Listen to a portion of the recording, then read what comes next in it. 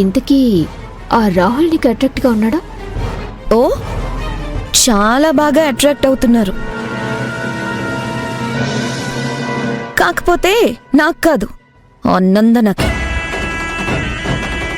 నందనానా? రాహుల్ తన గురించి తెగ పొగిడేస్తుంటే విన్నాను. అంత అందంగా ఉందా? మరీ మిస్ వరల్డ్ ఏం కాదులే కానీ దానిలో ఏం మాయుందో తెలీదు. అది కనిపిస్తే చాలు రాహుల్ చుట్టూ ఉన్న ప్రపంచమే మర్చిపోయే అంత అటెన్షన్ ఇస్తాడు. నేను తనని ఎంత అవాయిడ్ చేద్దామంటే అంత దగ్గరవుతున్నాడు. ఇంట్లో ఆబి గొడవే భరించలేకపోతుంటే మధ్యలో దీని గొడవేంటి? నువ్వేం చేస్తావో నాకు తెలీదు. ఆ నందనని సైడ్ చేసి నువ్వు రాహుల్కి క్లోజ్ అవ్వాలి, సరేనా? నేను కూడా టైం కోసమే చూస్తున్నాను ఐరంద్రి. సరైన ఛాన్స్ దొరకగానే దాన్ని సైడ్ చేసేస్తాను. సైడ్ చేయడమే కాదు, ఇటువైపు కూడా రాకుండా చేస్తాను. Good, all the best. Thank you.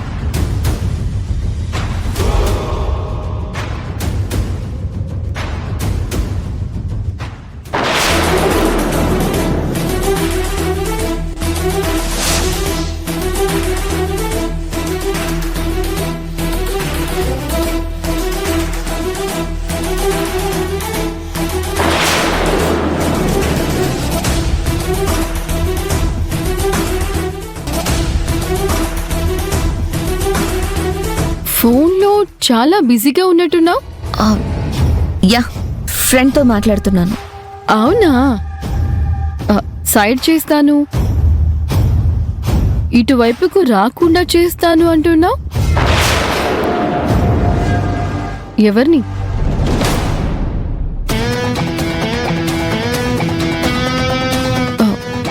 ఏంటి అంత టెన్షన్ పడుతున్నావు? కొంపతీసి సైడ్ చేస్తాను అంది నా గురించి కాదు కదా?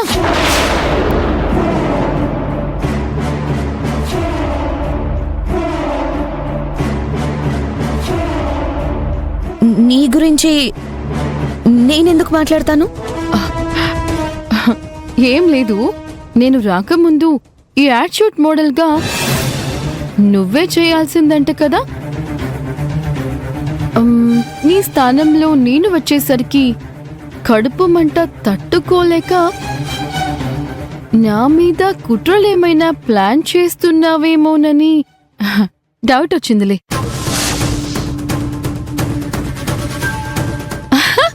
జోక్ చేశాను అంతే. ఏ నవ్వొక్కసారి. రిషిత, నవ్వు అనేది మనసు నుంచి రావాలి, లేదంటే చూడ్డానికి చండాలంగా ఉంటుంది. ఓకే, నాకు కొంచెం పనుంది, నేను వెళ్తాను.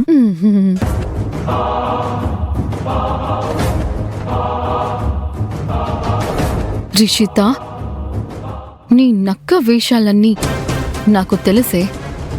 రాహుల్ బాబు నాకు దగ్గరగా ఉంటున్నాడు అని కుళ్ళుకుని చేస్తున్నావు కదా.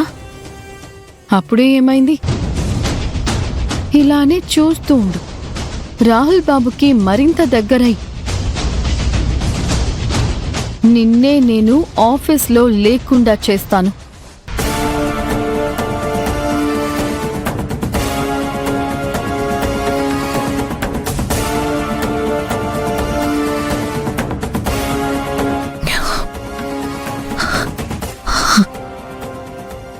అమ్మ బాబోయ్, కొంచెం ఉంటే అడ్డంగా దొరికిపోయేదాన్ని. తన గురించే మాట్లాడాను అని డౌట్ వచ్చిందంతే. వాట్ ఎవర్, ఈ నందనతో జాగ్రత్తగా ఉండాలి.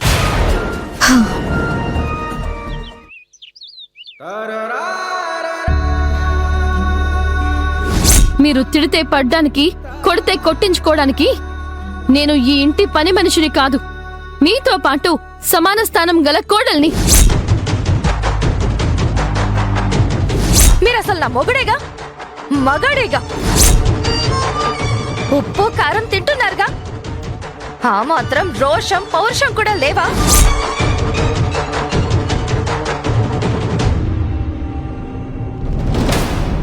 అమ్మగారు, కాఫీ తాగండి. నాకేం వద్దు సుబ్బమ్మ, తీసుకెళ్ళు. రోజు ఈ టైంకి కాఫీ తాగుతారు కదమ్మా.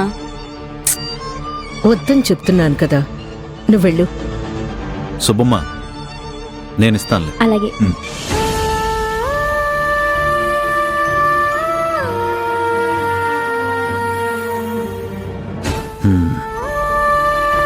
వేద, ఏమైంది? ఎందుకంత డిస్టర్బ్డ్గా ఉన్నావు? ఏం ఆలోచిస్తున్నావు?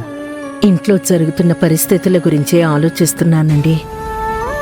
ఎప్పుడూ లేంది అభి నాతో చెప్పకుండా బయటికెళ్ళటం, లలితతో వాదించడం చాలా కొత్తగా ప్రవర్తిస్తోంది.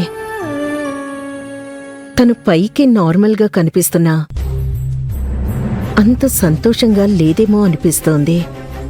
ఇదివరకు నాతో అన్నీ షేర్ చేసుకునేది, ఇప్పుడు ఎందుకో ఏమీ చెప్పడం లేదు. కాస్త దూరంగానే ఉంటోంది. ఎందుకో తెలియడం లేదు. ఇంకా లలిత సంగతి చెప్పాల్సిన అవసరమే లేదు. ఎన్నిసార్లు చెప్పినా మారదు. తన ధోరణి తనదే.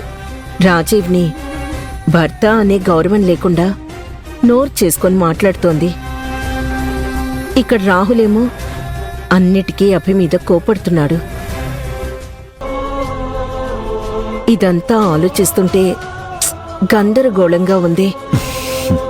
సో నీ ఆందోళనంతా కొడుకు కోడళ్ళ గురించనమాట. చూడు వేద, వాళ్ళేం చిన్నపిల్లలు కాదు. వాళ్ళ లైఫ్ వాళ్ళకు తెలుసు. నువ్వు ప్రతిదీ ఓవర్గా థింక్ చేయకు. ఒకవేళ నువ్వు అనుకున్నట్టే వాళ్ళ మధ్య ఏమైనా సమస్యలుంటే అవి వాళ్లే పరిష్కరించుకోగలరు. భార్యాభర్తల మధ్య ఎప్పుడైనా థర్డ్ పర్సన్ ఇన్వాల్వ్ అయితేనే గొడవలు ఎక్కువ అవుతాయని నువ్వే అంటావు కదా. అవుననుకోండి, కానీ వాళ్ళలా డిస్టర్బ్డ్గా కనిపిస్తుంటే చూస్తూ ఉండలేం కదా. ఉండాలి. చేయి పట్టుకుని నడిపించడానికి వాళ్ళేం చిన్నపిల్లలు కాదు. They know what they are doing. కుటుంబం అన్నాక ఇవన్నీ మామూలే. అభి చాలా తెలివైన అమ్మాయి. తనను తాను బాగా సెట్ చేసుకోగలదు. ఎట్ ద సేమ్ టైం ఫ్యామిలీని కూడా చూసుకుంటుంది. ఇక లలిత అంటావా, కాస్త టైం పడుతుంది. సో అన్నిటికీ కాలమే సమాధానం చెప్తుంది. నువ్వు నీ గురించి, నీ ఆరోగ్యం గురించి తప్ప ఇంక దేని గురించి ఆలోచించుకో, సరేనా? అయినా నువ్వు అందరి గురించి ఆలోచిస్తావు, నా గురించి తప్ప. మీ గురించేం ఆలోచించాలి? ఆ? పాపం మా ఆయన నేను తింటేనే తింటాడు, నేను కాఫీ తాగితేనే తను తాగుతాడు, నేను నవ్వితేనే తను నవ్వుతాడు. సో ఎప్పుడూ టెన్షన్లెస్ గా నవ్వుతూ మా ఆయన కూడా నవ్వించాలని నువ్వు ఆలోచించాలా వద్దా?